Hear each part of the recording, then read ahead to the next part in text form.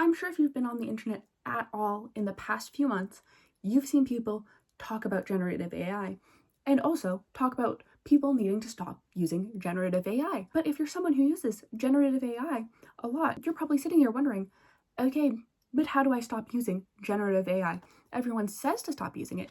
No one tells you how. That's what I'm here to do today. If you follow my easy, simple guide, you're gonna stop using generative AI. I'm gonna cover a few different types of generative AI. First off, how to stop using image generation, how to stop using text-based AI to generate conversation, and how to stop using text-based AI to stop generating essays. These are gonna be pretty beginner, just a few easy tips to get you started. If you have any questions at the end, of course, please let me know. I am here to support you as you start your journey of stopping using AI. For the first part, I'm gonna teach you how to stop using generative AI for images, okay? It's gonna require just a little bit of preparation on your part. You're gonna need a writing utensil of some kind and a blank surface of some sort. Anything will do. Let's say you want to generate an image of the sun wearing glasses. It will take a little bit longer than generative AI will, but this will still be pretty quick. Ready? So step one, you're gonna want a nice circle. This part, up to you. Depends on what your prompt, what direction you want to go. Do you want it to be spiky sun rays, or do you want to have just like straight lines bursting out, or maybe squiggles? That's up to you. You choose your prompt. I'm just going to go with a classic. I'm going to have some lines going on for the sun rays. Ready? So I plugged that prompt into my generator. It's called the brain. And then I just use my generator. And then we've got the sun rays. Now, you're probably going to want the sunglasses part. That's probably part of our prompt. It's also pretty easy. You see there's a circle now. What you do? So you're going to draw a line, and then, oh, I didn't like how long that line is. I'm going to regenerate that prompt by drawing it a bit longer. And then you're going to make one upside down, like just a half circle. And then you're going to do that again right beside it. Sound good? And then you're going to want to use your prompt generator. It's this tool here, your writing utensil. Going to take that, just shade it in on both sides. Seem cool? You like that? I also want to generate in my prompt, I want to put a little smiley face on it. So I'm going to use my writing utensil. And I'm just going to put a little semicircle there. It didn't take much time, but I have generated an image of a sun wearing glasses. So if you want to generate prompts that might be a bit more in depth than this, the best way to do it is to train your AI prompt generator. It's called the brain, remember? So your brain first generates the prompt. But then if you want the prompt to show up in the detail you want, you're going to have to train your writing utensil. And then consider this just like having a laptop or a phone, and this is just where your generated prompt ends up. Your canvas, your surface, your piece of paper, your sidewalk, where you put chalk, whatever it is that you choose, that's just what this is. And so much like AI didn't come out of nowhere, it needed to be trained on many, many different sources. You're also gonna have to train your idea generator up here to connect with the image generator, which is right here. It's going to take a bit of time, but AI image generation didn't appear overnight. So keep up with the reps, you'll figure it out. I've been training my AI prompt generator for years. It's definitely by no means perfect. It has its glitches, but it can do something a bit more advanced. It's going to be different than if you're just starting the brain training from day one. Let's say I want to generate an image of this little guy. I'm going to put him off to the side, so that way I have some data to use when I'm generating my image. So just give me 1 second to generate that image, okay?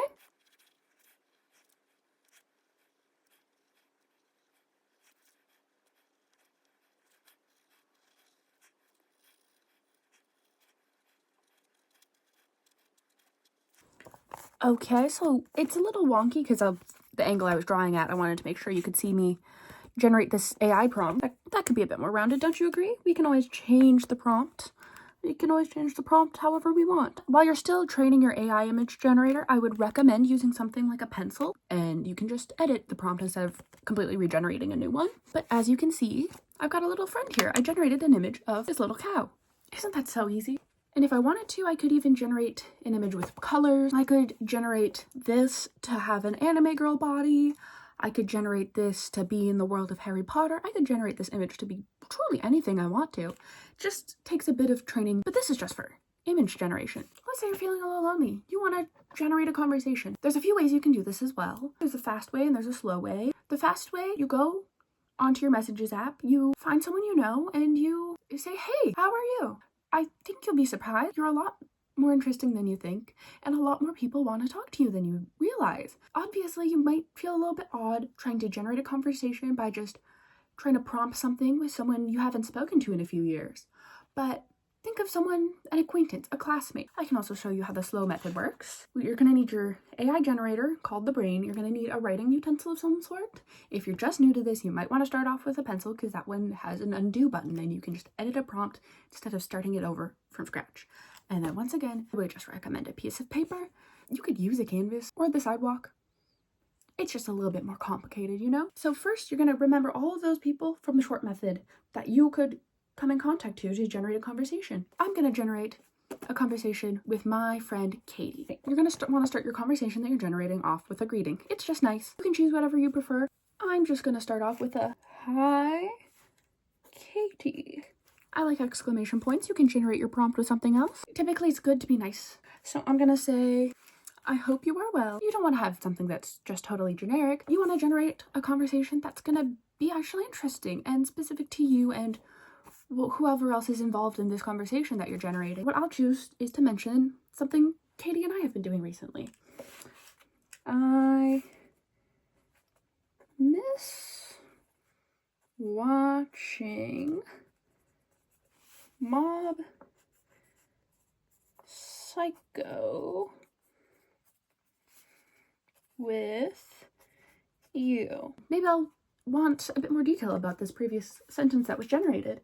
That cliffhanger was crazy. I need to know what happens next. See, and then we have another sentence that's generated. I'm gonna leave this one pretty short, so let's just close it out with something a bit more open-ended, so that way I don't know what kind of conversation I'm gonna prompt and will be generated, you know? It'll be a little bit of a surprise for me, so it'll keep me engaged and excited for when I get my conversation generated back to me. Let me know when you are free next to watch some more. And then you're gonna want to include something here that will let the conversation generator know that the prompt is done, your end of the prompt is done, and you're ready to receive the conversation generated. I'm just gonna put a best wishes, Amber. And then I'm gonna use a little bit of that image generation we brought in earlier. Nothing too difficult. I just wanted to generate an image of a heart to end this off.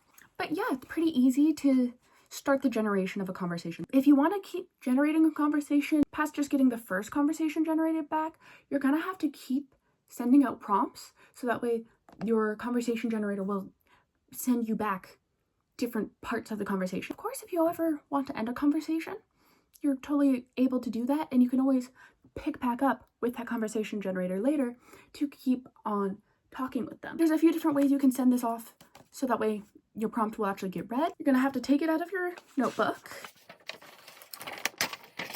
I'm gonna fold mine in half. I'm just gonna hand this one in person to Katie next time I see her. You could also get their mailing address and send off your conversation prompt to the person you want to generate a conversation with. Really, it's up to you. You have a few options. And of course, there's another common use for generative AI, and that is, what if you're writing an essay? I know it's summer right now, but school's gonna come back sooner rather than later, and you're gonna have to start doing your homework again. And that sucks. No one likes doing that.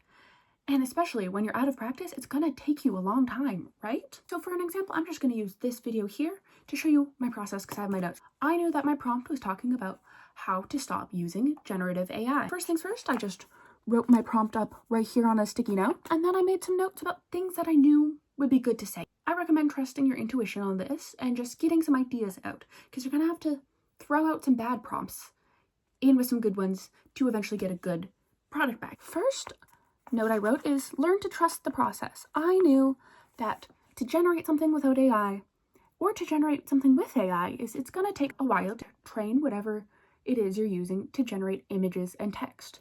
I also wanted to highlight that nothing comes easy, you know? If you are trying to generate something and you want to stop using AI, you're going to have to accept that it's going to take a bit of trial and error. That's a-okay. You don't have to post what you generate. If you just want to generate stuff at home until you get something that you think is really good to share, that's wonderful. That's totally normal.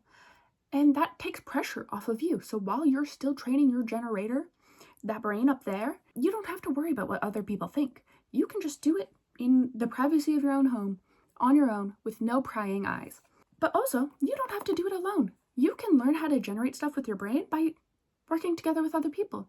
Maybe you and your friend exchange book reviews with each other or movie reviews. It's like trying out tools you're going to need for when you get back to school. You're going to have to start writing essays, but in a low stakes situation. And this option's great because then you can get external feedback and give external feedback.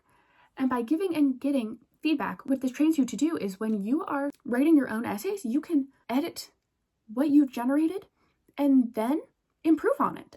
Whether that be unnecessary information, maybe a sentence, like the grammar was wrong, so you have to retrain the AI a little bit to generate a sentence that flows better. Maybe you put in too much information. It's good information, but it's not quite what your essay at that moment is looking for. Practice the generation, share it with someone. They can tell you what they're seeing in your writing that might generate a worser outcome that wouldn't help you when you're writing your essays in the future.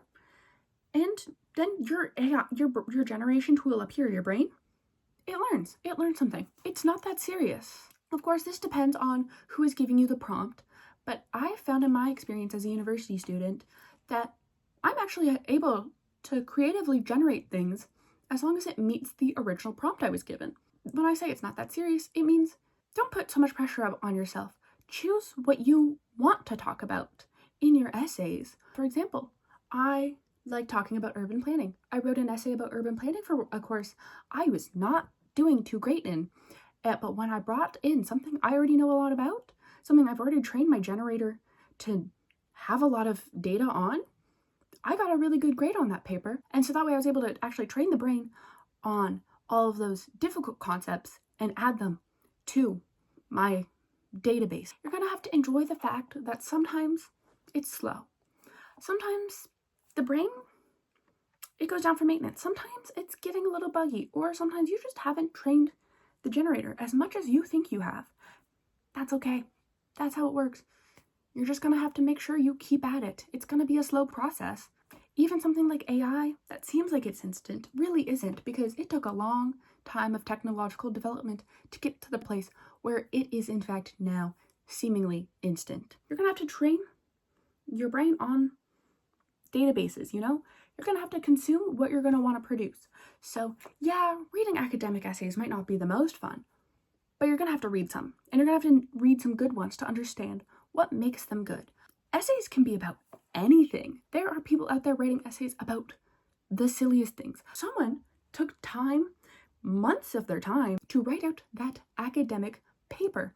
Of course, you might not be working on essays or papers that take months to generate, but by reading these papers and essays that took so long to generate, you're going to know how to generate an essay faster because you trained your database. All in all, you are capable of stopping using generative AI. You can train your brain to do anything you want. It can do a lot of things that AI cannot and will not ever be able to replicate. If you want a few more advanced tips, let me know. I am here to support you in this journey. I believe in you. I know you can do it. Just trust the process, take it slow, and also enjoy the small wins. Also, I'd like to note, I don't think AI is completely bad. I just think that generative AI is a bit of the Wild West right now, and it's creating a lot of problems that did not need to be created. And I think it's better for you if you don't use generative AI. If you need to use AI to scroll through databases and make you spreadsheets, I think that's fine. In fact, that's probably a really good use of your time, is stopping doing all of this monotonous work that people don't really want to do. It's been said before, and it'll be said many times after this, but computers and AI and technology, it was all supposed to make our lives easier so that way we could make art and write literature. Good God, every time I film, I just talk more. This is getting ridiculous.